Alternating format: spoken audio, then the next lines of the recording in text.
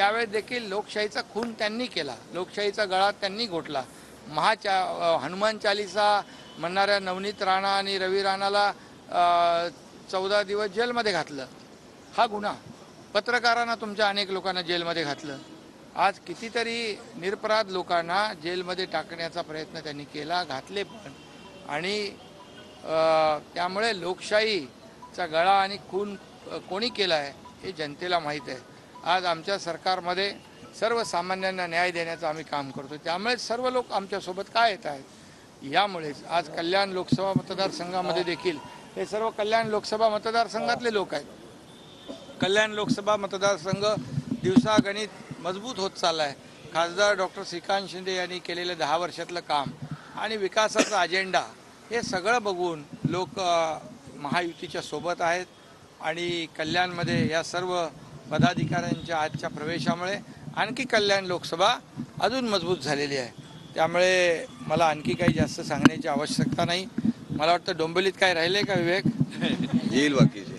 आता सर्व प्रमुख लोक या ठिकाणी आलेत.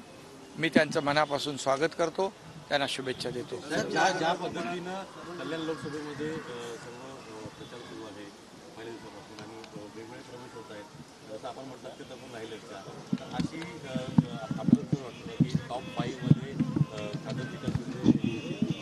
हा बिलकुल. कारण त्यांनी केलेलं जे काही काम आहे ते काम या ठिकाणी लोकांसमोर आहे. आणि त्यामुळे मी अद्याप अजून त्यांच्या मतदारसंघात एकदाही नाही गेलो.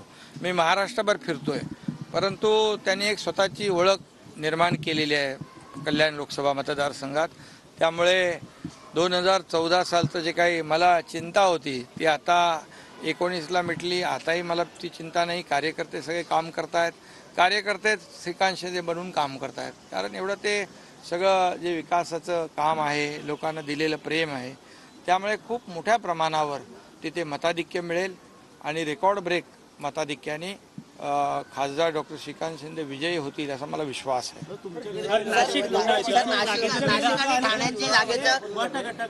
अनेक वेळा गद्दार म्हणून असा ठपका लावत असतात. आता हे सर्व जे आले मोठी नाराजी घेऊनच आले असते, पुन्हा यांच्यावरती उद्या ठपका ठेवला जाईल गद्दार. खरं म्हणजे त्यांना तो शब्द उच्चारण्याचा अधिकार नाही.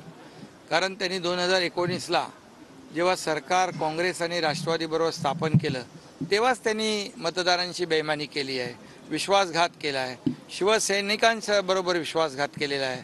खरं म्हणजे आम्हाला जो शब्द उच्चारतात तो त्यांना लागू होतो, आम्हाला नाही. आम्ही तर उलट त्यांनी केलेली चूक, बाळासाहेबांचे विचार त्यांनी त्याला मूठमाती दिली.